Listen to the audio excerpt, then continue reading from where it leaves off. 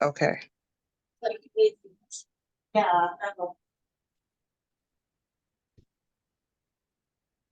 All right. You're welcome, baby.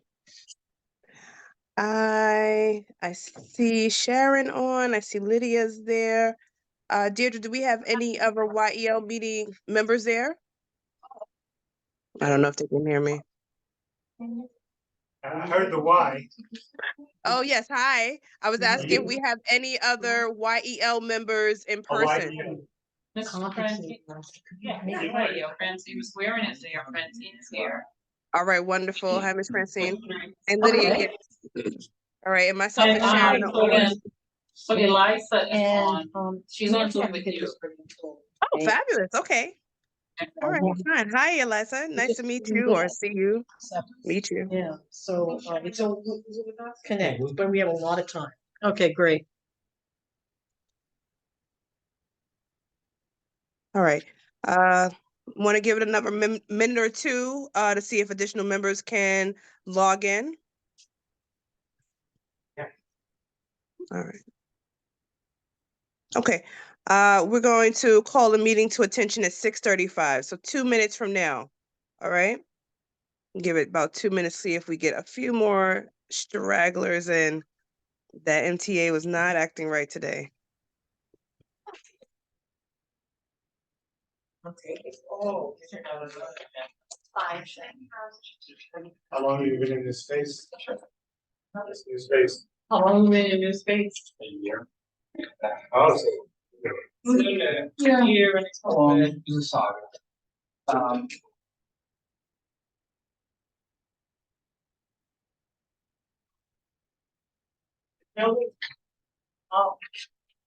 Columbia, zone by Columbia. No, zone by Columbia, they're awesome. I just moved in finally. Out. Part of the deal is not to get the community board space. No, we're gonna get space. Another moving process, whole Yeah. build out process. We make this projector and other setups and everything. Yeah, it's disruptive. I'll be off. Because that's how long it will take to do the demolition and construction. Do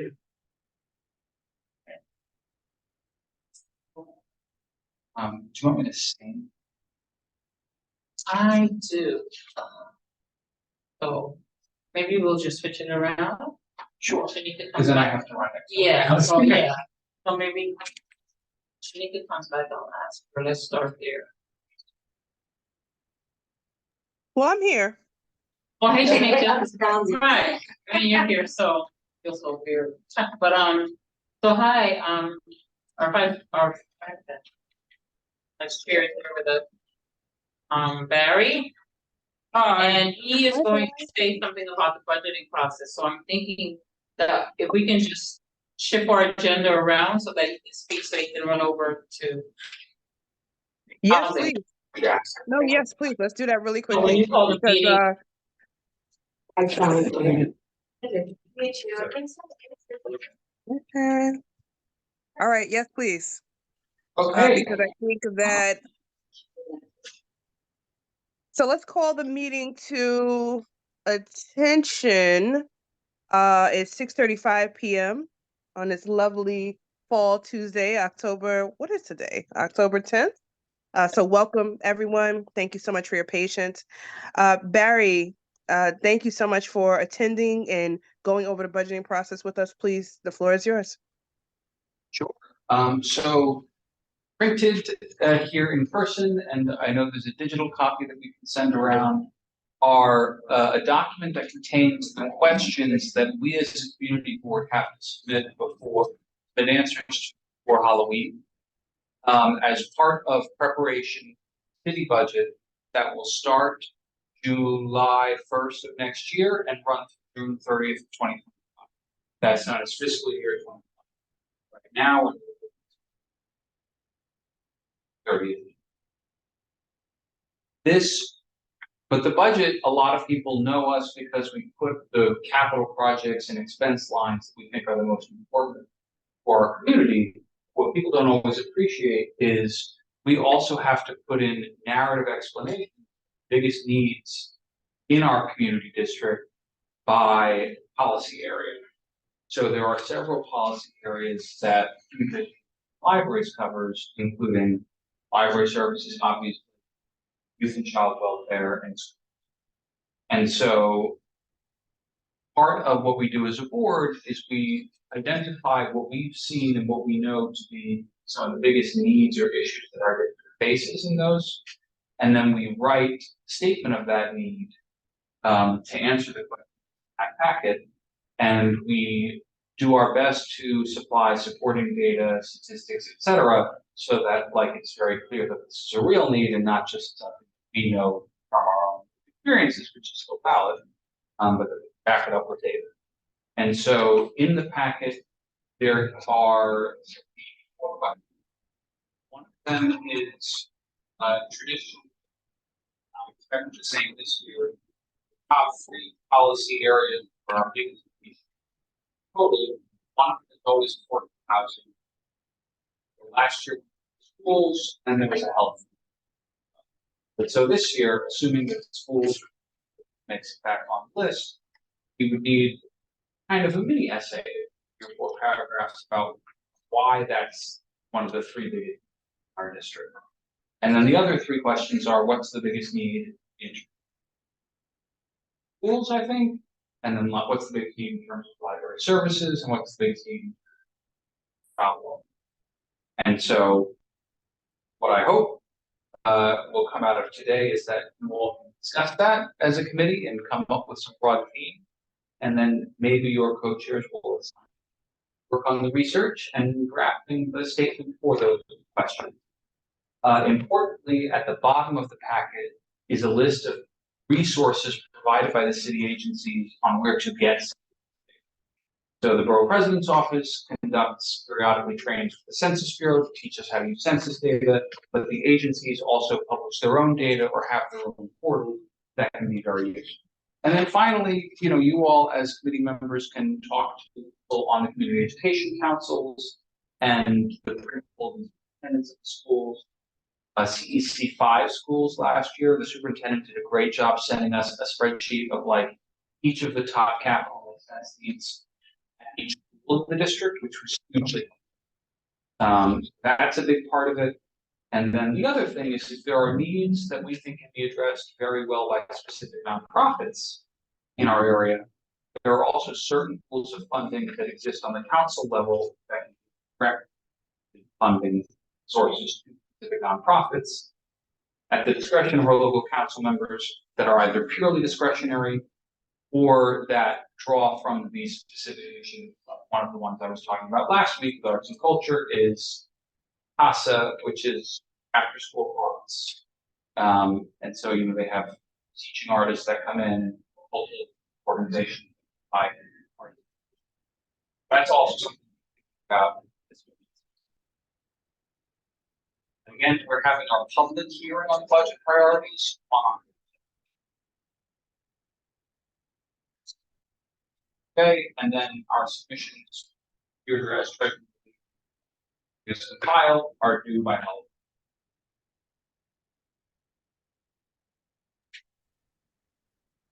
Questions?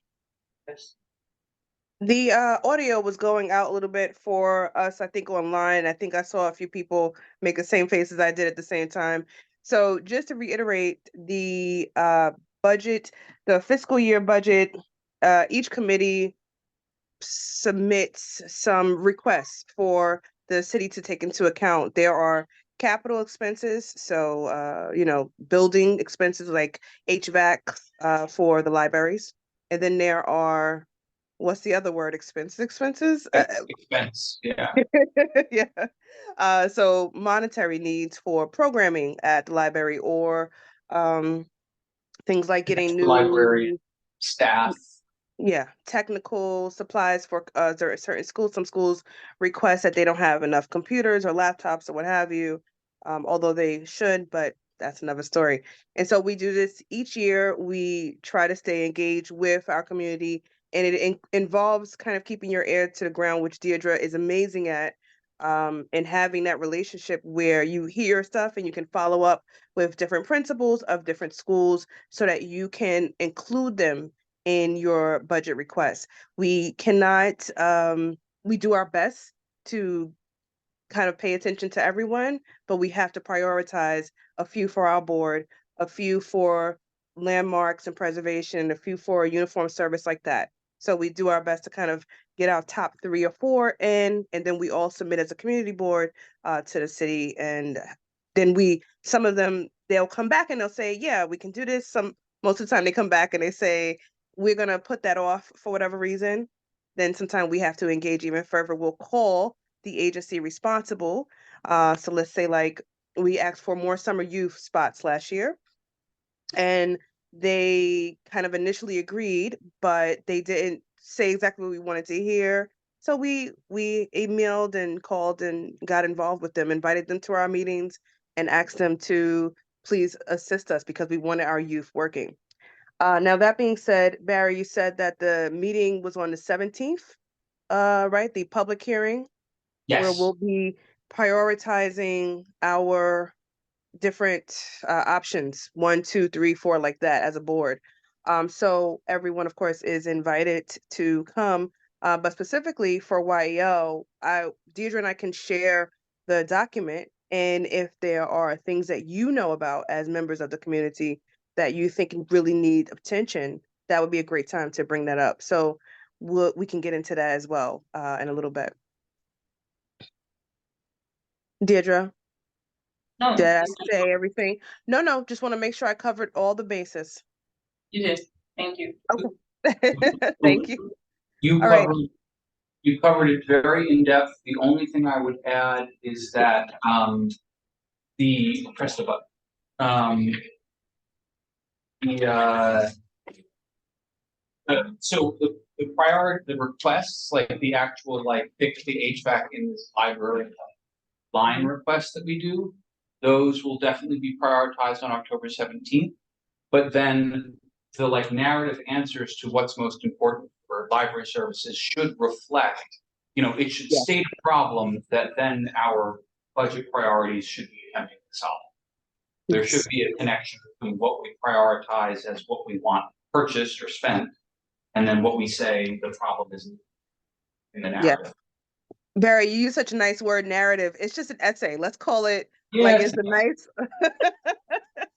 it's an essay, but it's okay. And I can share our previous work with the board as well so that everyone can kind of be on the same page and get an idea of how this works. I would love to have a little more discussion about that towards the end, but Barry, if you wanted to lead us into some discussion right now, I'm not opposed.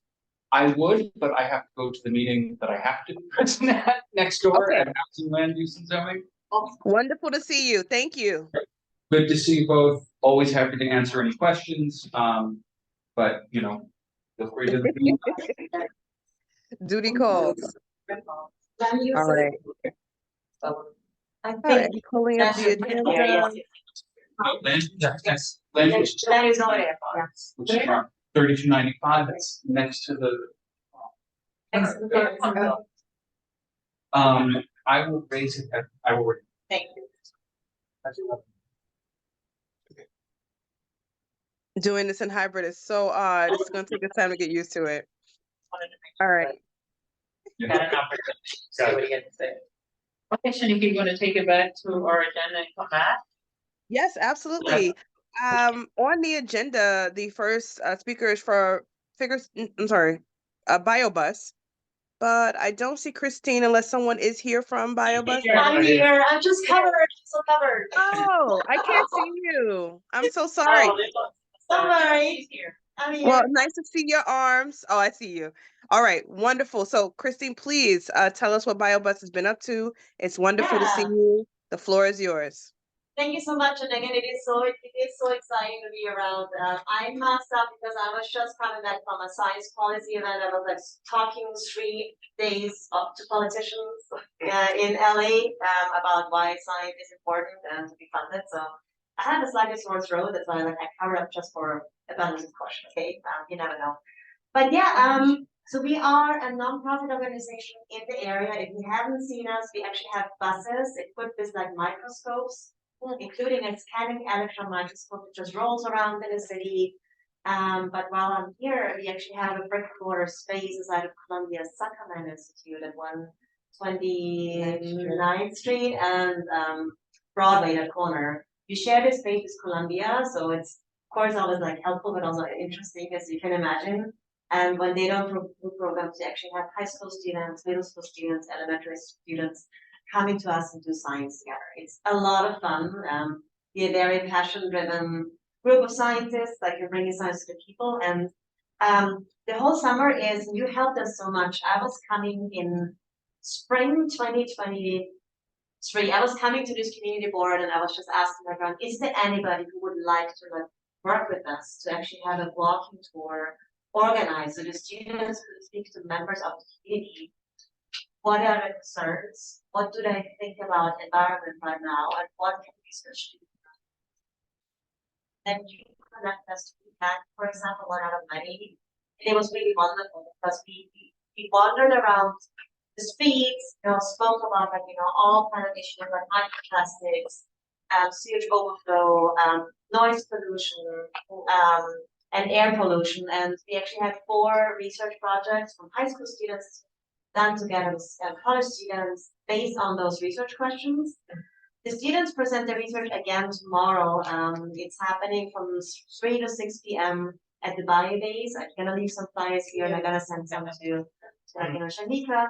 You're all free and welcome to attend. I think there will be snacks if this is, not for your concern. But Wonderful. it is so great just to see like how this all comes together. So for me, I'm coming here to thank you, this community board, and then you also like Pete again, as always, be the voice of the students.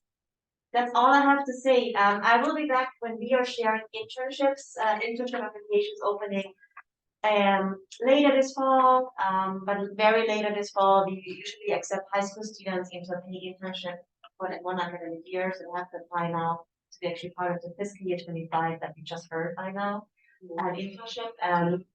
And yes, and I am also have the New York City Virus Hunters Initiative where I go out with high school students and we screen birds in the city for pathogens, including avian influenza and something which is called Newcastle disease virus. If you're not a veterinarian, you don't know what it is.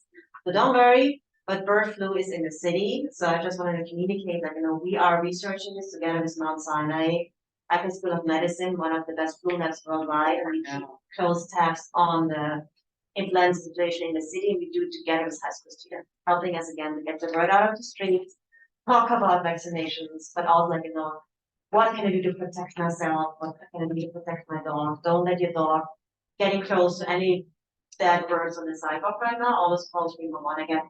It's not a concerning situation, but bird flu is in. Actually, a research paper coming out is the high school student. That's all I have for you. I know I was getting goosebumps, so excited talking about the students, but that's all I have for you right now. And yeah, thanks. Excellent. Further communications of my results. Are you saying that kids get bird flu? So, I know what you're asking. so there was one flu strain. It's more or less like infecting birds, wild birds in the city. It's called H5N1, which is a strain. It's not dangerous with humans right now, but again, it's like viruses can change. Yeah, they can. And the more cases we have in the city in birds, to get close, you never know. Just want to make sure your dogs are not getting close, you're not gonna get close. So it's low risk, but we wanna be safe yes. I know, yeah, but good question. I just brought this to the senior. You did. About the pigeons and the hawks, okay? Mhm. So I'm glad. Yeah. Well, you're probably glad about the flu. Not about the flu, but the information that they are. No, I mean, the birds could get it, right? Exactly. The birds can get it, And yeah. you can get it also. Yes. And then when the birds are infected, the risk is just for the poultry industry, right? The wild birds, they suffer, right? But if you have one infected, like, let's say, hawk getting close to a poultry farm, That ripped through, and that's why the egg prices have been so high last year, because they had to cull a lot of birds because of these outbreaks, local outbreaks, just to contain it. There's no real vaccine. They want to genetically engineer chickens now in the future to just make it like not susceptible. But again, like we can work as a community to see what's happening in wildlife and use some common sense and not start like again heavy on it. So yeah, it's a student-based project. They have to say what is the region specific. Wow. Right. So we also want to say thank you, Christine, for not just all the research, but for the biobus going through the communities during the summer. I know you were just here at home.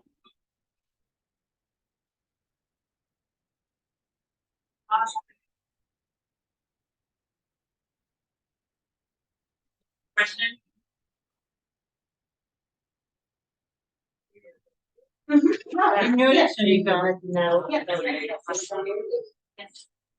I was saying the sound went away from you guys Oh, completely for a sorry. moment. No, that's okay. It's there's a learning curve here. We just got to figure it out because hybrid is new. I mean, at least it's new to me, and so we've got to figure it out. But anyway, no worries. We heard I heard most of the presentation. I think okay, everybody else did hear most of it.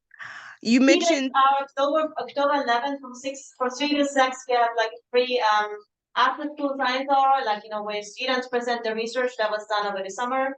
We will be oh, back that's for the wonderful. community. Thanks for the reminder. And I want to give a shout out to our funders, especially West Holland Development Corporation. I think it's also like something to shout out. Yeah, but these are the key dates where you can see us with your families, and it's a free event. When is it? October 11th? It's October 11th. That's like tomorrow from 3 to 6 Tomorrow. at the Biobase in Harlem, where students present their research done over the summer. So That's awesome. another for any after school program can come and bring the students or families. We will have snacks. And then I think October 21st there will be the Manhattanville Community Day, where we also going to be parked outside of the on the street, and then we have joint programming together with Columbia University. Okay. Did we have time Okay. to do the Holland PAL under 19? We did, yes, in the summer we did together, yes. Did, okay, very good. Yeah. I used to work for them. I see, yes, we have been working with them, yeah. I'm Thanks, going to send you an email to get more information about tomorrow. And I know there's flyers there. So Deirdre can send me the flyer, but I would like to have a little more information about tomorrow so that anyone maybe on the community board would like to go, they can stop by for a quick visit. It's great to see what the children do with BioBus. It's really fun. A lot of fun experiments. All right. Wonderful. Thank you so much. And I'll send you an email in a moment. I'm gonna just go through the agenda really quickly, and I'm gonna send the email. Now I know our next presenter is from Omnicolos X. I see Francis there, and I see there's maybe other team members with you. So a couple of things. If you have a presentation you'd like to share, please let me know. I'll make that person a co-host, whomever has a presentation that they'd like to share. And also keep in mind that we're gonna have you talk for about 7-ish minutes, maybe a little over. That way will give us time to ask questions. I'm very excited to hear your presentation. I saw the email chain, so please take it away. The floor is yours. Thank you. Is it possible to share for Omnicolos X to share a screen? Give me 2 minutes. Yes. Okay, well, as we're doing that, my name is Frances Mack. I have been a New Yorker for over 40 years. I am a mother of a New York City high school student. I studied at Parsons. I've been working as an industrial designer for 25 years in New York. I'm also the co-founder of and creative director at Omnicolos X, and it's a social enterprise, a 501c nonprofit. And this presentation really is dedicated to our big project and how we can, together with District 9, work together to get District 9 to play a bigger role in the whole climate industry growth. Is there a screen share?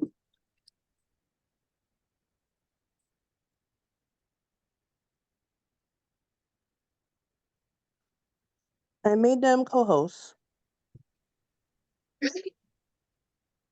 Okay, wonderful.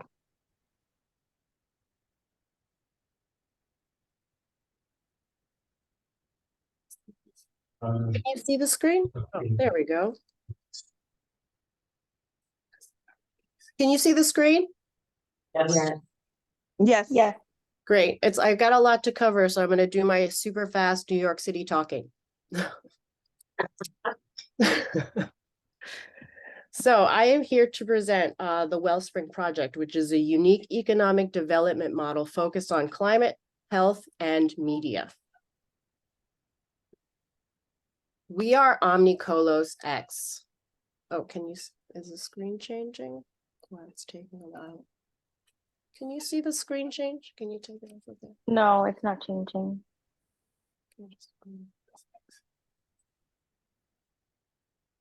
Is it changing? Is it changing? Sorry. No. That's okay. Not yet. Okay. Oh, No. no. No. We are Omnicolos X, again, a 501c3 nonprofit. Our purpose is to bring environmental solutions to the global community, and our mission is to build greener, more sustainable futures for vulnerable communities and ensure marginalized populations have agency in the new green economy.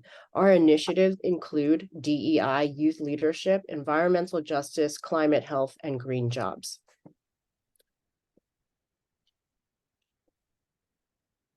Our team of people, we're made up of experienced multi-sector veterans with a clear track record of leadership at global brands, and our work has been featured at CVS, Chrysler, Fiat, Ford Foundation, FIFA, and TED Talks. Our network spans manufacturing, design, industrials, finance, policy, film, fashion, entertainment, and sports. Our award-winning media team includes Emmy and Grammy award-winning producers, and members of our team have generated over $3 billion in revenue combined.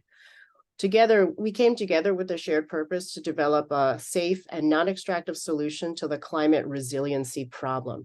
After 3 years of work, we've designed an economic development model that can help us take us from climate advocacy to action. The roadmap to our project. This is the moonshot, our roadmap to the moonshot, which is our moonshot, which is a $1 billion climate health program, which is capable of mitigating 20 million metric tons of carbon pollution and creating 500 new jobs by 2025. To reach that goal, we need to produce a $22 million climate media program, but our first goal is to fund an initiative to fund and initiate our $500,000 youth leadership program. We're going to go into the problem. Locally and globally, the problem we're seeing is a steady rise of climate disaster and the anxiety that comes with it. The climate crisis is directly linked to the global spike in mental distress and physical illness.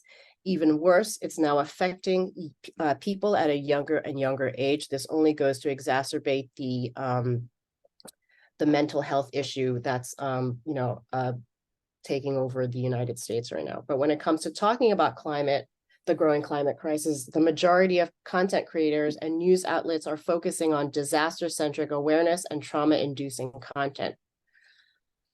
This has become a dangerous barrier to climate action, and that this is the first problem we need to address. The environmental wellness is the #1 growing demand in the world, and 88% of people want organizations to help them be more environmentally and ethically conscious. Around the world, people are thirsty to know how they can live more sustainably and are looking for educational content that promotes environmental wellness, diversity, inclusion, and personal wellness. Our vision at Omnicolos is to spark a green cultural revolution. We aim to promote environmental wellness messaging that speaks to international and multi-generational audiences.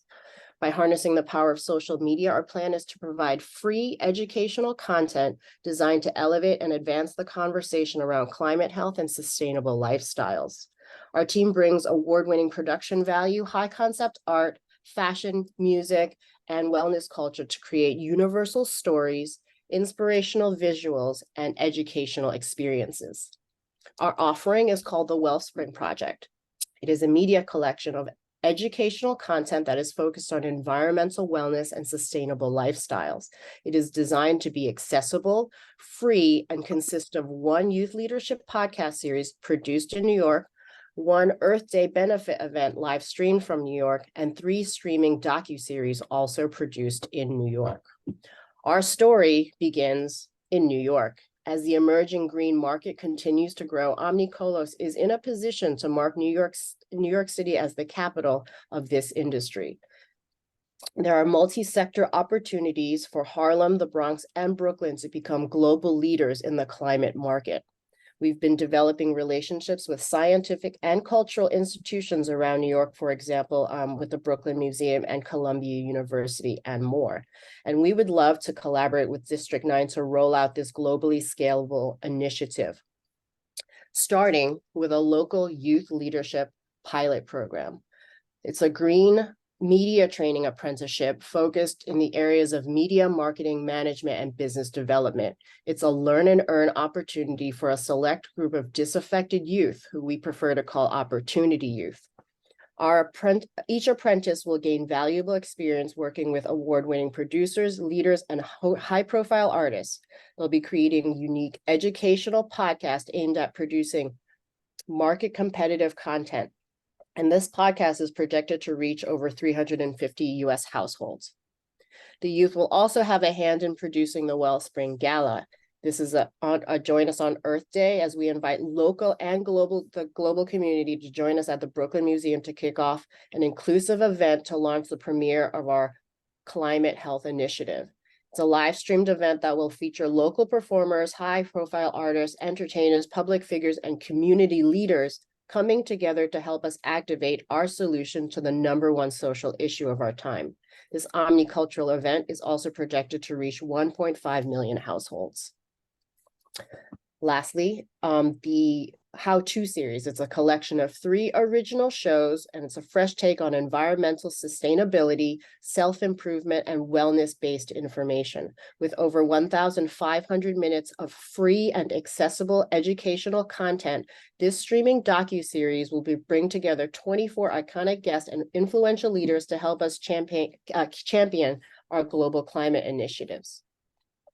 The first show in this series is a docuseries promoting environmental wellness, community culture, and personal transformation. Here we'll bring together luminaries from film, music, fashion, food, and sports to share practical conversations and science-based methods on how to better cope with self-care at any age. It's called How to Inner Peace. The next show, How to Outer Peace, is a docuseries about world travel, nature, sound bathing, meditation, and mental well-being. Join us and our wellness ambassador on an adventure as we travel around the world to experience how people from different cultures vibe and thrive with nature. Show number 3 is How to Build a Legacy. Here we're going to go behind the scenes with a group of visionaries from New York on a mission to build a greener, more sustainable future, and talk to cultural leaders about the legacies that they are building. We follow these pioneers on a mission to permanently mitigate over 20 million metric tons of carbon and create 500 new jobs, and build a globally scalable legacy of positive impact. Our marketing, merch, and PR strategy is focused on collaborating with world-class brands and community leaders like yourselves and cultural influencers in the public, private, and social sector to elevate the message of sustainability and environmental wellness. Together, this media content has the potential to reach over 18 million households in the US alone. We're hoping also to work with the New York City Public Board of Education and to distribute this content to students for free. These are here the sponsorship levels for each program and the household reach associated with it. For us, we believe we've done the hard work of designing the programs, organizing all the logistics, and galvanizing the team that's able to pull this off. And now we're looking for the funds to help us activate this project. And again, we'd love to work with and collaborate with District 9 to help us anchor this project to that neighborhood. That's my that's our TED Talk. This is great. Okay. So Shanika, before we move around the room, do you have any questions for Ms. Mack? No, just going to if we take off the screen sharing so that all the other members are visible when if they have questions. And then please raise your hand if you have. I do have questions, but I'll wait. Raise your hand if you have any questions, please, and let's engage. I mean, raise your hand for the people online. In Right, person, obviously. Yeah. You guys can see each other.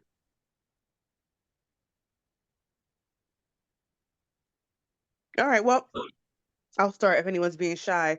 So my question is, I have a couple questions. The docu-series, I see there, two of them I think said 10 episodes. I don't know if all three of them said 10 episodes. And so obviously that would take time to film, produce, and then um have out there. So what is the timeline for that, just for putting the docu-series together and kind of having that available to view? The docuseries, according to our team, can be put together in 9 to 12 months. So there are some of them are episodes, some of them are 9 episodes, and some of them, one of them is 10 episodes. Okay. I And thought two was- each one is also going to have a podcast attached to it. And we're very dedicated to making sure that the way that we structure our company and our nonprofit is that we offer all of this content for free. And we're especially looking for ways to offer it for free to students, particularly. So there's going to be lots of thousands of minutes of streaming educational content. All right. And then you mentioned having some programs in school and available to students. So besides schools and besides on your website, are there other ways that people will be able to view? Obviously, podcasts, we can go on a podcast app, but I'm wondering, will you have it on, like, say TikTok, if that's a thing in a year, since they decide they Yes. want to charge Yes, now? So we maybe know have that. hopefully. Absolutely. That's a wonderful question. So we all know that there's a huge, there's a lot of depression and mental distress happening on social media. So we obviously know that that is a great platform for us to offer alternative content to young people. That's Absolutely. awesome. Absolutely. TikTok, the one with the ghost on it, the, Snapchat. Yeah, yeah, that's great. Snapchat. So Oh, yeah. all of those places, Snapchat we has want to be stories. able, exactly. We want to be able to offer free alternatives in spaces where they're already aggregated. I know you said you're in the process of getting donors and building this up. What's the long-term plans? A lot of times, Deirdre and I see great organizations, and unfortunately, after the initial push, things kind of slow up and sometimes fall off. Have you thought about, no pressure, really just kind of a general question, and really in whatever way we can help you? Have you thought about what you'll do after those docuseries? Will you do maybe another set, or is there another kind of long off plan or idea that you have for the team? Absolutely. That's a wonderful question. So just again, to reiterate, I come from a background of industrial design and production. So everything we've designed at this organization is designed to scale. So I don't know if you heard in the presentation, we kept calling it a pilot program. What we do know is that everyone in the world is looking for content. There's a lot of kids out there. There's a lot of young people out there.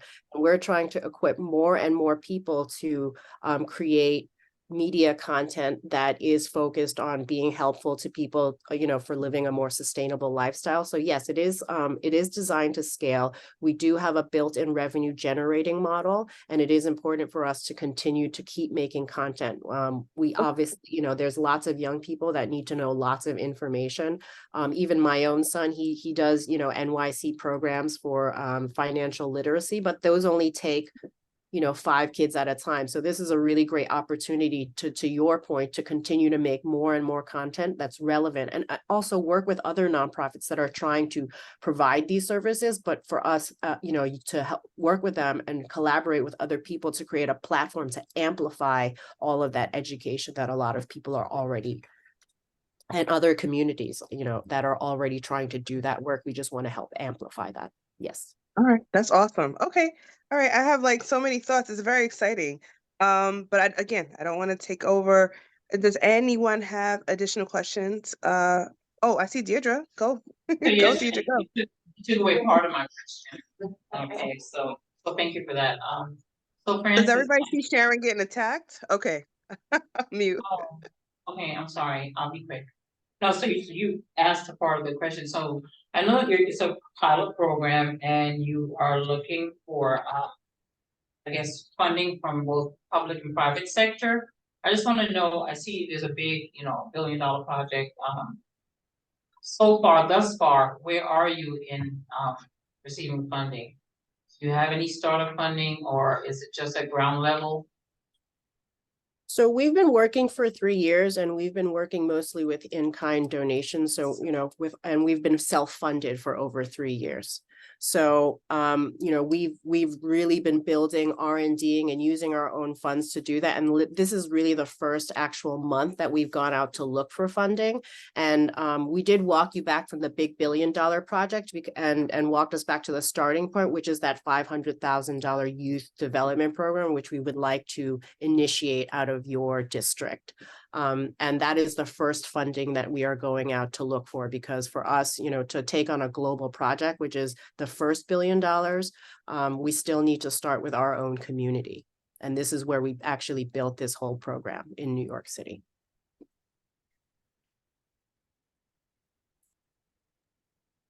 These are the short question. So, you mentioned the level and depth of training that you could be given to young people, to do the documentaries, which involve a lot of awareness and education for the general public, which is, to me, is working for the public good or civics. And I know in New York, the state education department has something called the Civic Seal that they affix to a high school student's diploma. The seal involves going through that progression of social studies. It also involves doing civic-related projects. I think your program will qualify for, and maybe if you go to the state ed department and high schools around this district, might be able to have some of these students earn that civic seal on their diploma. That's a wonderful idea. We definitely want to equip any student that comes into our apprenticeship program with technology, computer certificates. We've already started investigating climate health-based certificates. So we would love to, help that apprentice to acquire whatever certificates that can be associated with this program. Absolutely. And it's very focused on opportunity youth. And if you all don't know, it's anyone that's 16 to 24 that is not in school and is not working. So we're really trying to help, young people like that to find alternatives to a career, essentially, and to re-engage into society. I have Sharon online, has her hand up. Sharon, please feel free to unmute yourself. Hi, everyone. Sorry if I have animals coming at me during while I talk, but I just wanted to mention also, so thank you for your presentation.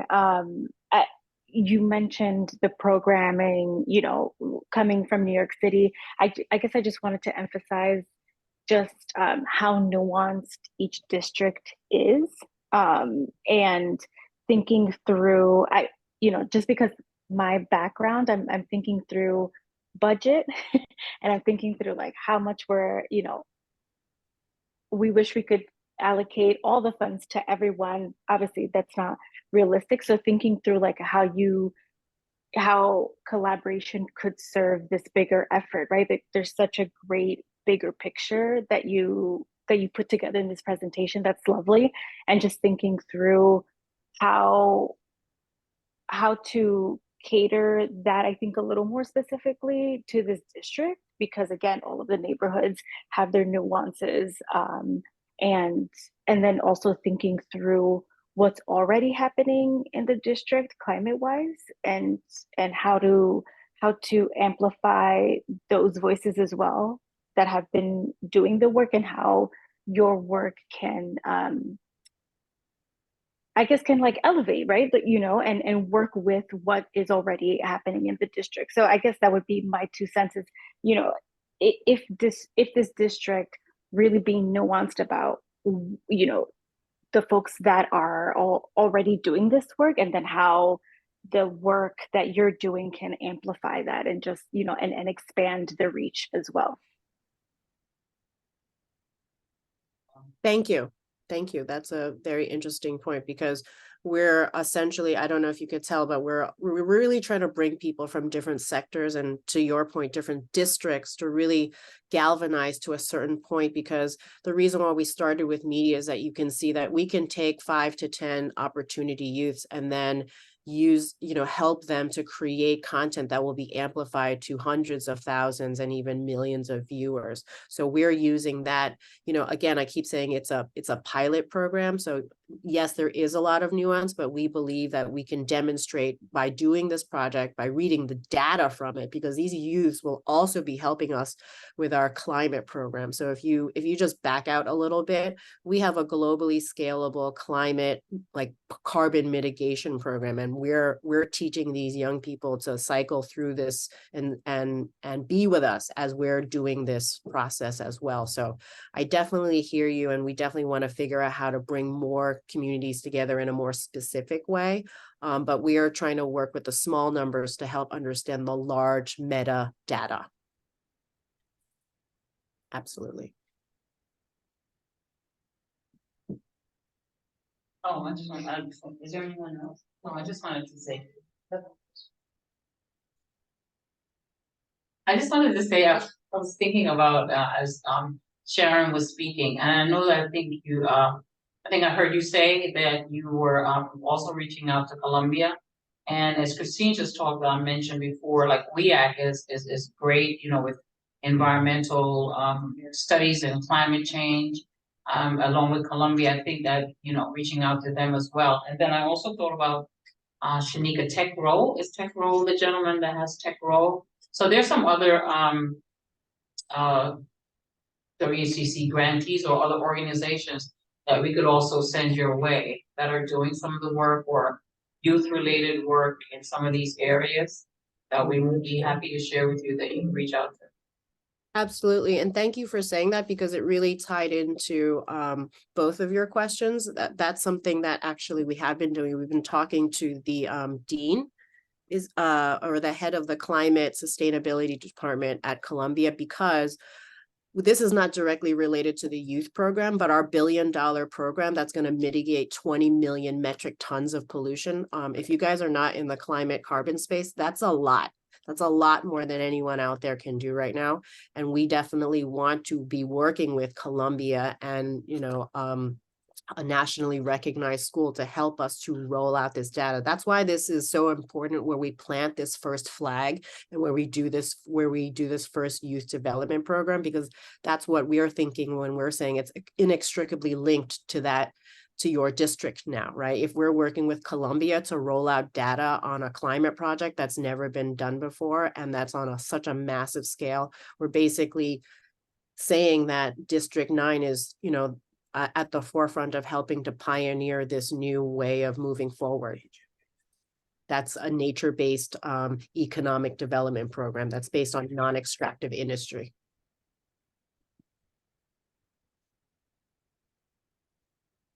All right. Good discussion. I'm glad everybody else got involved.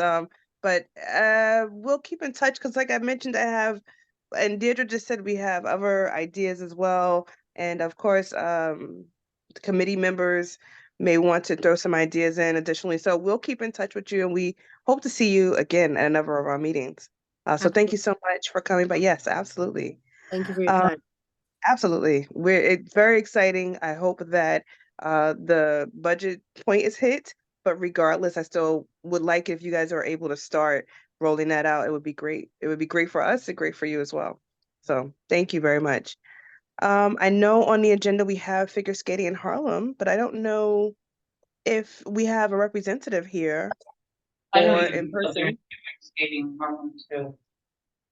So they're not. They're in person? No, they're not. Not Okay, as that's okay. okay. That's okay. Maybe they couldn't make it. Okay. And then we do have Malik Garvin. yes. Garvin here from ice hockey in Harlem. Yes, okay. There is this, All the winter sports today. I'd like to present, I'll try and keep it in 5 minutes or less, I respect everyone's time. My name is Malik Malik, Garvin. can we see you in the camera? Yeah, let me get closer here. How's that? Oh, fabulous. Thank you so much. So my name is Malik Garvin. I'm the executive director of Ice Hockey in Harlem. Ice Hockey in Harlem is a community-based nonprofit. We provide ice hockey and enrichment programming free of charge to boys and girls who live in the neighborhood. Also with that comes enrichment programming. So Ice Hockey in Harlem has been around since 1987, and it's all about building better people. So kids generally start between the ages of 4 and 10. We're trending younger, that 4 and 7 age. They learn how to skate the first year. Next year, they focus on skills, learn how to play, and then they join a team and play games in the tri-state area. And we field teams from the 8 and under level through the 18 and under level. Last year, we served 175 kids. Our program is all about creating better people. Our target market are low-income families of color, generally just low-income families who live in the neighborhood, people who would not otherwise be able to play ice hockey. Ice hockey is a very expensive sport. Top-of-the-line skates alone can cost $1,400, helmets $200. We bridge that gap, making it accessible to the kids in our community. Of course, hockey, like every sport, it's fun. They build their bodies, they build their minds. It's all about creating better people.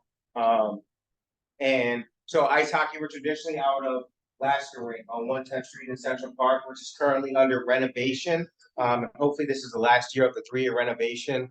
And since then, we've been out of as many as 3 rinks at one time. Now we're out of Wallman Rink downtown in Central Park by Columbus Circle and World Ice Arena, which is out in Queens by City Field. As an organization, we have no problem with retention and getting kids. But over the past couple of years, we've faced exponential ice time costs and transportation costs. Again, we service low-income families. It's the city anyway, most people don't drive, so we actually provide transportation for kids who go to practice on Tuesday nights, and generally anything outside of the tri-state area or outside the neighborhood as well.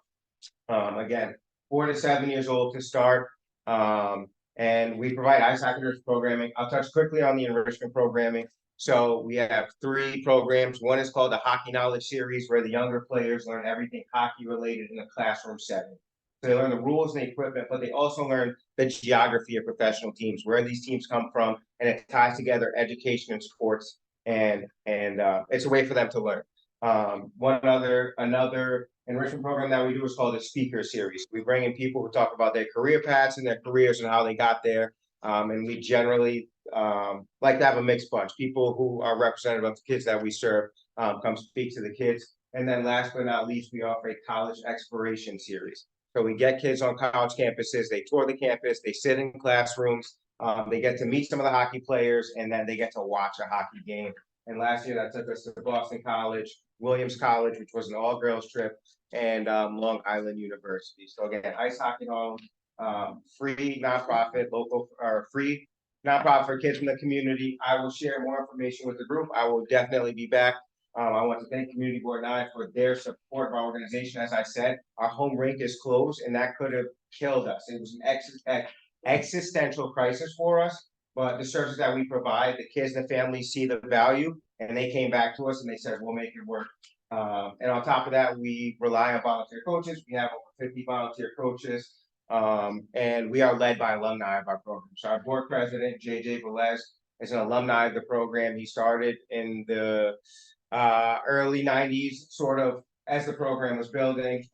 It offered him a lot of educational opportunities, different things in life, boarding school.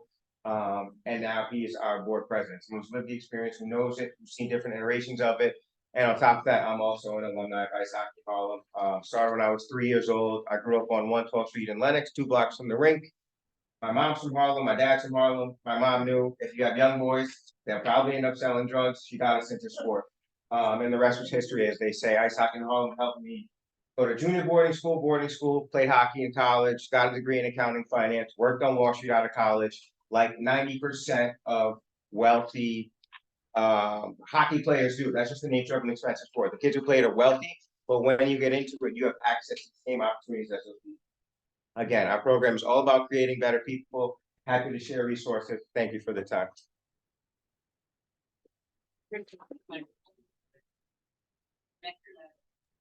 That was excellent. Let me ask you a quick question. We can't hear you. I'm not saying anything yet, but 47 years old ice hockey, I'm just wondering, it can be dangerous, right? I mean, I probably heard this. Yes. Generally speaking, it can be dangerous, but kids that young, they're all around kids our own age. So if they collide, it's not like they're getting rocked. But these, when they start that young, they're literally starting to march on the ice, so they can't actually skate yet. But we provide full protective gear for everyone, so they're learning how to skate with their full protective hockey gear. And starting young is one of the keys to being successful at hockey in particular. It's one of those things you can't learn to skate later because there's so many other things. But we have success with those young kids, and that's why we are trending younger as well. Because we're seeing that those kids who start at 4, 5, and 6 are the ones who love it, who get out of it, and we can provide the greatest service to them as well. And the monitor, they're great. Figure skating in Harlem also does 4 years old, Lydia, and it's you know, it's Yeah, and you should see them. Hockey stick, you know. I just I wanna- know, but our they'll- program they'll- is co-ed. Our program is co-ed, so we have boys and little people are adjustable. They adjust well. Even basketball. So I think Yep. a lot of sports start at that age so they can get accustomed to it and want Yes. to, develop more of their social skills and their Yes. hand coordination and things. That's right. And it's good for I- teamwork. Yep. Yep. There's nothing more dangerous than being idle anyway. So especially in our neighborhoods, it's best to be busy. So that's good. No, I'm very excited. Please share information with us, Malika, if you haven't already. If you have how do you say, flyers or recruitment information, and we can get that out to the board as well. But I'm taking his email. Okay. All right. Awesome. Awesome. Okay. Oh, I know it's ice hockey in Harlem, Mhm. but how many of the kids did you serve are from? over half of our kids were from MCB9 in Oh. particular. And we have a mix, so just demographics of our program, we're 50% Hispanic, 45% Black, and the rest white Asian. Okay. Predominantly all kids live in the neighborhood. We have 1 or 2 kids live in the Bronx who had a parent in the program. But again, we are predominantly minorities, but we are the most diverse program arguably in the country. Right? We're representative of our neighborhood, but within that, there are opportunities for ice hockey elsewhere in the neighborhood. Our priority is people who would not otherwise be able to. And in this instance, because there's a program over at Riverbank, it means they can't afford $200 to go play ice hockey. Right, So that is the bridge we're trying to get. Wonderful. Okay. Good. Great, so then we'll stay in touch. Mhm. Al? So, Just call them out. okay, You call me So- Al. Uptown Al. So, Tamika, we have another presenter with us. We've got Uptown Al from Road 16 NYC. Mm-hmm. Try to keep it 5 minutes. Okay. All right. It's breaking up a little bit, but please, the floor is yours. Okay, what I did is I brought packets for the committee members and also for the chair of the board. And then you can make copies as you need. I was on my home printer, I could only do 5 copies. So, yeah, I can email. Yeah. Yeah, that's. Okay. So basically, my name is Al Carland. I'm a volunteer with a small group of people that's called Vote 16 NYC. And what that organization is doing is it's lending support to legislation that's been introduced in Albany by Brad Hoyman Segal in the state Senate and Robert Carroll from Brooklyn in the Assembly to lower the voting age from 18 to 16 for New York State elections and New York City elections. We're not messing with federal elections because we got enough problems. We don't want to get, first of all, we won't be able to do anything. And we have a chance in New York State and New York City. The legislation is currently being supported by members of the New York City Council. So in the council, we have 2 resolutions that have just been introduced, each of which, to support the state legislation. And there'll be hearings in the City Operations Committee, I believe maybe towards the end of the spring or maybe the fall. I'm not quite sure of the calendar, but they're in the process of moving forward. And we also have gone to community boards, because even though I think it's a good thing that at the federal level, Congress people have voted to endorse and sponsor this idea of lowering the voting age. Majority of the Democratic caucus in 2018, 125 House members voted to lower the voting age. Nancy Pelosi came out in support in 2018. And we also have AOC and Ayanna Pressley from Massachusetts that have introduced amendments, to the federal government. But what we at Vote 16 New York City feel is we have to emphasize the local voice.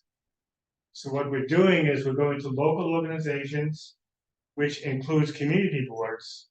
And because I live in Washington Heights and I'm a little bit biased, I went to my home board first, Community Board 12, Washington Heights and Inwood.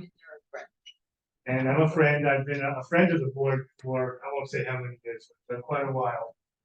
And the sequence we've been following is to introduce it to the Education and Youth Service Committee. They forward it to the executive board, I believe, and then the executive board forwards it to the full board for a vote. And what we're hoping for is to get as many boards to vote in favor of the state legislation as we can, to show individual support neighborhood by neighborhood through community boards, youth-led organizations, and other community groups. Board 12 passed a resolution by a vote of 33 in favor and 3 opposed, which even an enthusiast like me almost fainted. I was hoping for maybe 2-to-1 margin. And Board 11 from East Harlem also took a vote and supported the resolution. They didn't give me any figures about how many yes and how many no.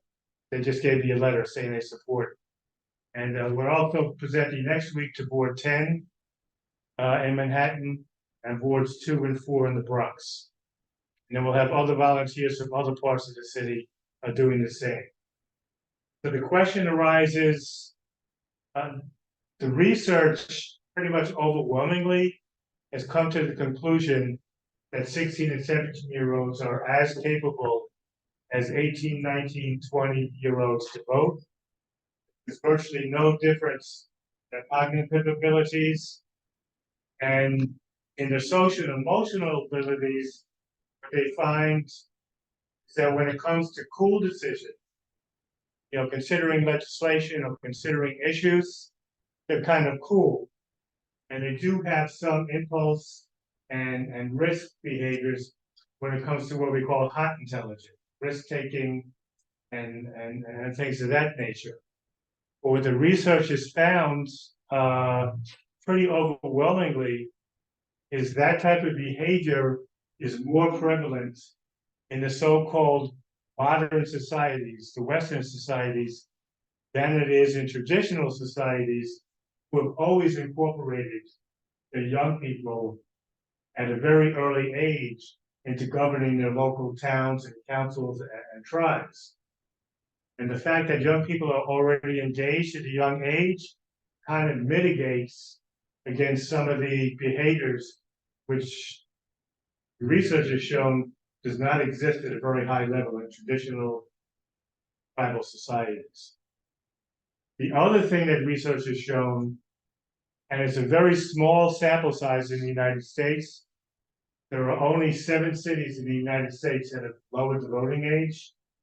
These cities have done this since 2013. And what they have found is there have been no problems with 16 and 17-year-olds voting. And in fact, when they compared the cohort of people that were introduced to voting at the age of 16 or 17, in their initial election, they voted at 4 times the rate of 18, 19, and 20-year-olds. This is not to denigrate that older group, because they do have much more complicated lives. Left school, trying to figure out where they're going with their lives, et cetera, et cetera. But what they've also found in the research is it's not a one-time deal. It's not true just for the first time young people vote. They don't maintain that 4-to-1 advantage, but through the subsequent elections, starting into 2013 until today, they voted about twice the rate as the older cohort, even after 4 or 5 elections. So what we found is by starting young and having a relatively stable environment, I have to qualify that. Not all schools are as stable as other schools. The relatively stable environment, it tends to establish a habit of mind and a habit of the heart. Voting is a good thing. We focus on local election.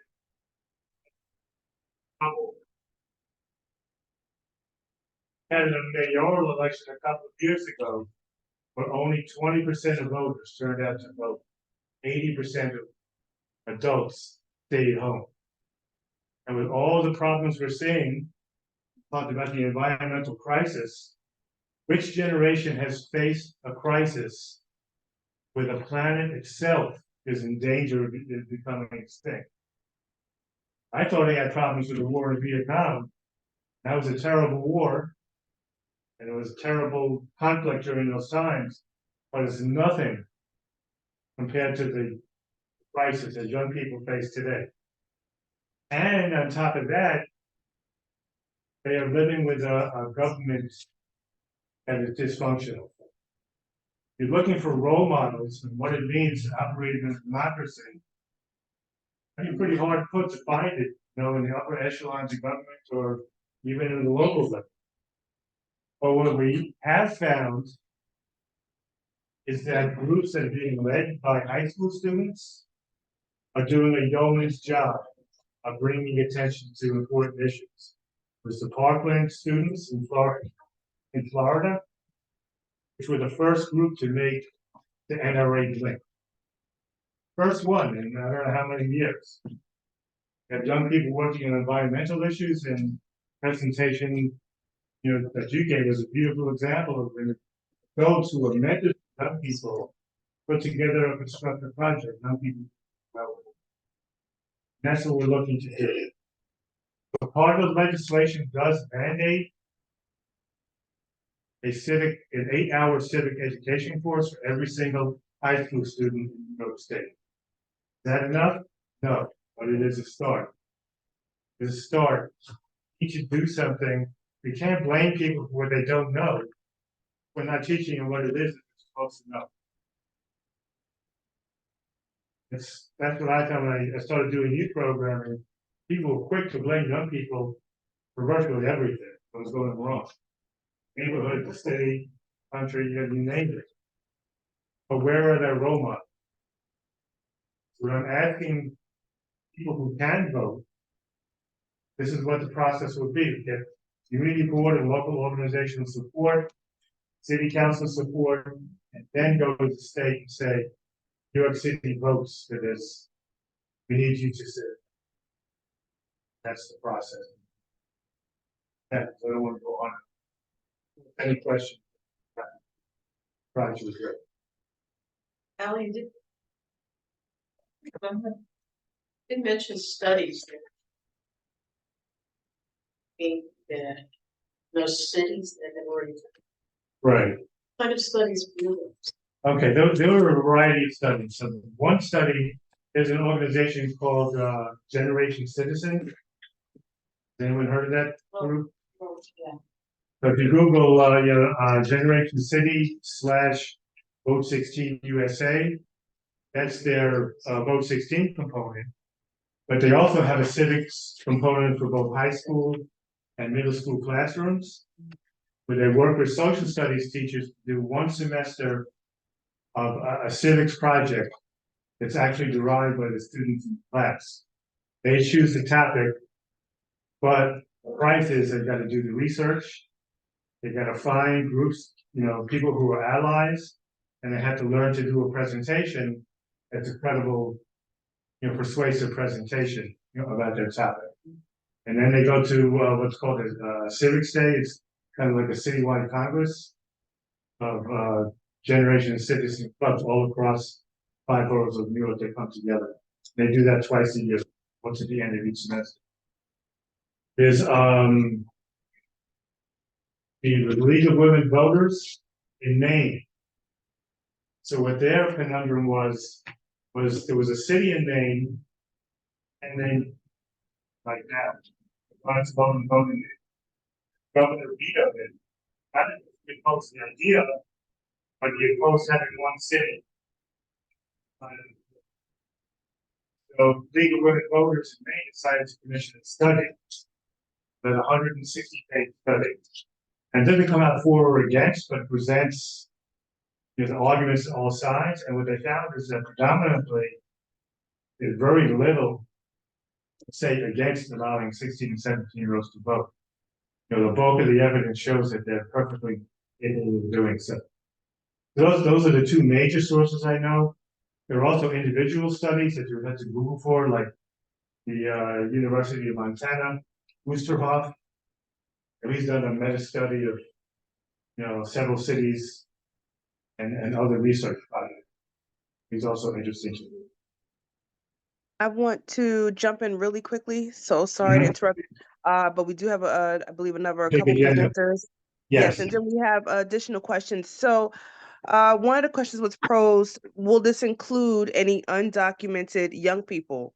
What will be the parameters? I realize that you're just extending the voter age, but what else are you looking to extend? Okay, so right now, because there's a lawsuit in New York State, it would have to be people that are now qualified to vote. All right. To be included in this, because even though the city council passed a bill saying that not undocumented, but documented people could vote, that was challenged in court and it's up in the air. So we can't say they can vote. That has to be decided first. Okay, no. I realize you can't make the law, but I was curious if you were fighting for it, if that was part of your doctrine at all. And we're staying in a traditional mode right now. Okay, that's fine. Just curious. Are there any other questions online? All right, I want to hear more about this. Keep us updated. In the packets, I have copies of the state legend, snapshots of the state and the city stuff. I have some letters of support. Okay. Like Dr. Fullylove, he's the dean of students at Maryland School of Health. He's enthusiastically written a letter. Maria Luna, who a lot of people know, Democratic politician, in northern Manhattan. And there's a woman called Sanda Balaban. Has a group called Why Vote New York. They successfully registered about 85,000 voters last 3 years. They're also now on board with lowering the voter age. Okay. It'll all be in the packet. Yeah, so what we can do is scan that. And Deirdre, if you can't, I can try to get it from you and scan it. Oh, you already did it? And now you'll scan it for us. Fabulous. Okay. And that way we can get it to the board members, myself included, because I would love to read it and investigate more and come back with additional questions if necessary. Okay. All right, great. Thank you. Absolutely. Thank you. Thank you so much. And thank you for visiting us. You've been enthusiastically involved in all the presentations so far. So we love that. Okay. I know that. Okay. Okay. All right, Alicia, thank you for letting us know. I realize why I love the boards. Yeah. You have committed people that really care about doing something for the communities. That's it's exciting. That's a blessing. Yes, it is. Yes, it is. And thank you for putting this forward. At first I was thinking like 16, why not 17? But I'm kind of starting to get it, because I tell you, I have a 15-year-old, and I absolutely, when you said about the climate change, she has very strong opinions about the people who are making decisions that affect her life. And so all right, I would love to read more. I know Deirdre said we had another presenter. I think we're going to wrap the meeting after this last presenter. Deirdre, tell me what you said is Art in the Park? Yeah, so Shani. Okay. Thank you, everyone. Hello, everyone. All right, wonderful. Hi. Hi.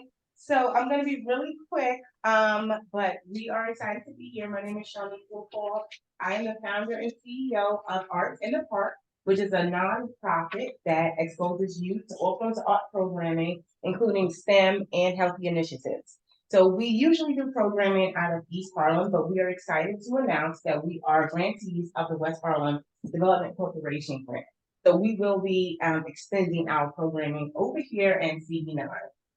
In addition to, we are partnering with Columbia University, the Zuckerman Institute, and we have partnered with BioBus in the past. They are amazing. We love you guys.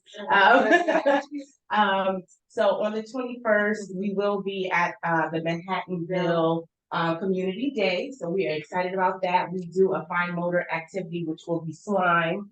Our demographic of youth are anywhere from 5 to 24, but we do not turn anyone away. All of our programming is free, and we usually activate open spaces outdoors. Our overall goal is to make sure youth in underrepresented areas are exposed to all forms of art programming to help them with their mental disparity. I'm born and raised in Harlem, Eric is as well. And, you know, we know what it is to live in, you know, underrepresented areas and also not be exposed to art programming. So What are you doing? art programming is very important. So that is it in a nutshell. Thank you for your time. Anybody have any questions? I do have a question. Yes. I know you just talked about arts in the park and can you just give me a little bit more? Tell me, I know you're starting off with slime, but tell me a little bit. Slime is it's glue but it's a fine motor skill. It's a fine and helps you with fine motor. It may help you. It's almost like I'm not stressing. Yeah. So we activate open spaces. Right. So our organization activates open spaces with art programming. So we have done programs where we focus on anti-gun violence. Back to Beautiful, Guns Down, Brushes Up. We have had concerts in Marcus Garvey Park where we have brought in all African American artists as far as violinists, art. Eric did a visual art at the time. We have a table out so that whoever visits, they have that mental release through the arts. It's mostly visual arts, quick release through the arts, some paint, something like the slime activity, something quick so that at that moment they can release through the art. And we definitely talk to them. We try to always give them advice for positive wording and, you know, being positive and positive affirmation. So that's what we do. And so what are you doing? So you have basically, what do you do during the winter and fall, making open spaces? Exactly. So no, you're exactly right. So at the moment we don't have a brick and mortar. So during the winter months, we look for funding and we you know make sure we ramp up for the year ahead. But we have just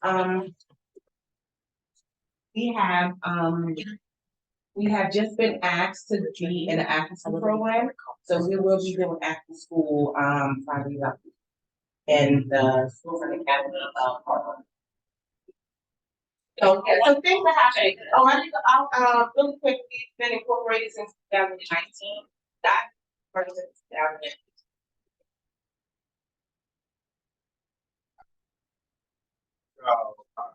It's sort of event based.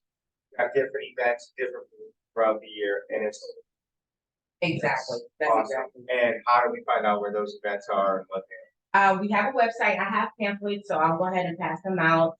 We have a website. It's www.artsinthepark128.org. We have a calendar and you can go on, and we have the Manhattanville Day coming up as well. So we're gonna activate, we are already in talks with Manhattanville Community Center, with the adults and with the youth center, the Wyndham Grand Wyndham. So we're looking to activate them as well. So we're in the talks now. So we just got word that we received the funding and now we're gonna activate. Because we are a nonprofit and we do a lot of grassroots, it's very grassroots, so. But thank you so much to all the partners, especially BioBus. They have been amazing, helping So out much with fun us. to get Yes. stuff together. Yes, for the last 2 years, they have definitely been amazing partners, so thank you so much. Thank you. Thank you. Thank you for being tonight. Thank you. Every lovely my girl scouts really enjoy we go to, we then have to go there. Yeah, after girls, that's night time. Oh, good, good, good. It was nine of us and, I'll leave one for. Oh, yeah, you don't put. I think we actually. You got the email. Oh, okay, yes. Thank you so much. Okay. No, that's great. I would like to hear more about how it's going in District 9 once you get maybe more ramped up. So let's keep in touch so that you can come back and visit us maybe in the early part of the new year, because that would be great. We want to be able to let others in our community know about the program, and if it's accessible. I know when you have it in a school, sometimes it's not going to be as open as it was. So let us know how it goes so that we can share the word. Thank you.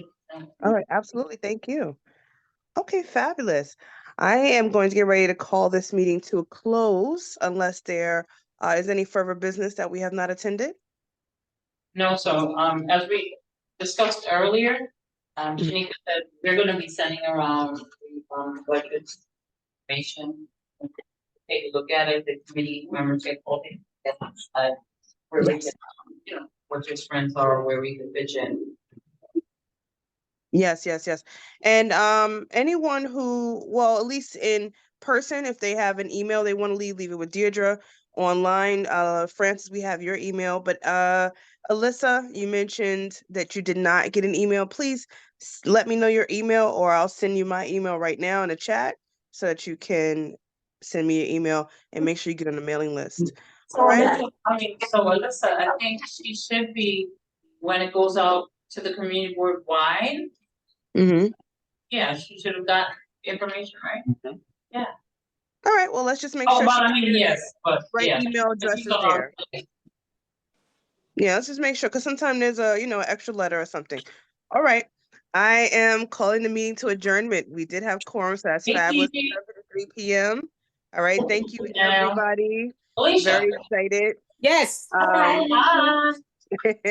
Alicia, Hold on. I want you to do my hair, Alicia. That little girl's hair Oh looks my beautiful. God. Oh. Oh my goodness. I saw you busy the whole time. I was thinking, what is she doing? What is she doing? That's that little girl's hair. That looked beautiful. Thank you. You're very welcome. You're very welcome. And Sharon, is that a cat now? Oh man, I have two. Oh, that's so cute. And they just love you. I was looking at my cat the whole time and I was thinking like, well, come and visit me, like make me look good. And he's ignoring me completely. So anyway, oh, she's so cute. Oh my gosh. All right. Francis will talk. Yes, absolutely. Have a good night, everybody. Thank you. Okay, great. Good night. I'm gonna put my email in the chat, Alyssa, if you haven't already. You email. Okay. All right. Fabulous. All right. Good night. Thank you.